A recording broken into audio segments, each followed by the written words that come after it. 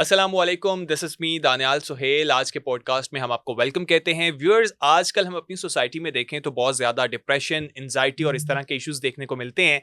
आज से कुछ साल पहले तक लोग इस चीज़ को एक बीमारी समझते ही नहीं थे। लोगों के लिए बहुत ज़्यादा अगर कहा जाता था कि इसको कोई डिप्रेशन हो गया है, तो लोग इसको कंसीडर करते ही नहीं थे और अब अल्हम्दुलिल्लाह लोगों में कुछ अवेयरनेस आई है। लोग साइकोलॉजिस्ट के पास जाने की जब उन्हें ज़रूरत महसूस होती है, वो विज़िट करते हैं, लेकिन बहुत से लोग अभी भी इस पे भी अभी भी बहुत से लोगों को ज़रूरत है, लेकिन वो कहते हैं कि नहीं भई हम बिल्कुल ठीक हैं। तो इसकी अवेयरनेस देना भी बहुत ज़रूरी है। तो आज हमने सोचा कि लोगों के डिप्रेशन के हवाले से हम बात करेंगे। स्टूडियो में हमने जिनको दावत दी है वो हेल्थ साइकोलॉजिस्ट हैं डॉक्टर बिस्मा इजाज़, जिनसे हम मुख्तलिफ टॉपिक्स के बारे में बात करेंगे। अस्सलाम वालेकुम डॉक्टर साहबा, कैसी हैं आप? वालेकुम सलाम दानियाल, मैं बिल्कुल ठीक हूँ, आप कैसे हैं? मैं बिल्कुल ठीक अल्हम्दुलिल्लाह।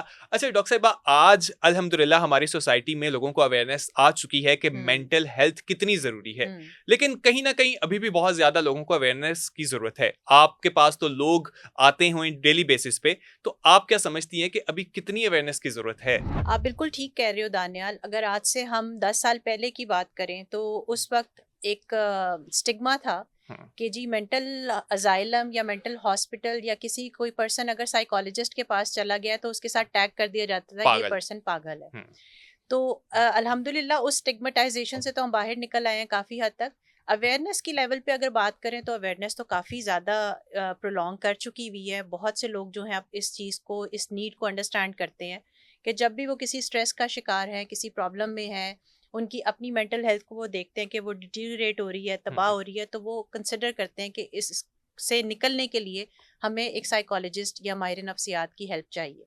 हुँ, फिर भी अभी मैं एज अ प्रोफेशनल अगर देखूं तो अभी भी इस प्रोफेशन को रिकग्निशन मिलने में थोड़ा टाइम है, हुँ, क्योंकि अभी भी ऐसे बहुत से लोग हैं जिनको इस चीज़ की नॉलेज नहीं है कि वाकई मेंटल हेल्थ इश्यूज जो हैं उनका सद्देबाब किया जा सकता है अगर आप टाइमली एक साइकोलॉजिस्ट को या माहिर नफ्सियात को अप्रोच कर लें। तो मेरा हुँ, ख्याल है कि it's never too late. Hmm. So it I think के still we have been a long way ahead.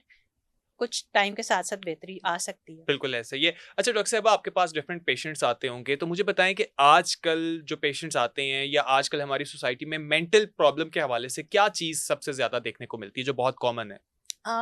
मैं अगर बात करूँ अपने एक्सपीरियंस के हिसाब से या अपनी ऑब्जर्वेशन के हिसाब से, तो चूँकि मेरा ताल्लुक एकेडेमिया से है, हुँ, तो मैं ज़्यादातर जो प्रेवलेंस देखती हूँ मेंटल हेल्थ इश्यूज़ की वो स्टूडेंट्स में, यूथ हुँ, में देखती हूँ। क्योंकि ये वो पार्ट है हमारी नेशन का जो कि डेवलप करेगी जिस भी स्टैंडर्ड पे, उसने आगे जाके एक नेशन को हुँ, रिफॉर्म करना है। तो मुझे लगता है कि हमारी जो यूथ है जिसमें हमारे यंग स्टूडेंट्स हैं जो कॉलेज लेवल के हैं या यूनिवर्सिटी लेवल के हैं, उनमें मेंटल हेल्थ प्रॉब्लम्स बहुत ज़्यादा बढ़ रही हैं अच्छा, और हमारी जिनमें यूथ डिप्रेस्ड है। हमारी यूथ एक्सट्रीमली डिप्रेस्ड है हुँ, और वो इसको जानते भी हैं कि वो डिप्रेस्ड है। Hmm, in fact they introduce themselves. वो इसमें आर नहीं समझते whenever they talk to one another या किसी भी प्लेटफॉर्म पे बात करते हैं, तो वो अपनी इस प्रॉब्लम को रिकॉग्नाइज करते हैं, अवेयर हैं और वो बताते हैं कि we are a person who is hmm, in need. हुँ, तो ये एक बहुत बड़ी बात है, लेकिन डिलेमा ये है कि ये बच्चे जिन पे हमारी आगे आने वाली जो कौम की तरक्की है वो मुनहसर है, वो बहुत ज़्यादा प्रॉब्लम में है। Hmm, what is the reason behind, वो रीजंस आइडेंटिफाई करना बहुत ज़रूरी है, क्योंकि बिल्कुल। पीपल आर अनअवेयर कि exactly what is going on in their life can be producing certain issues in their offsprings.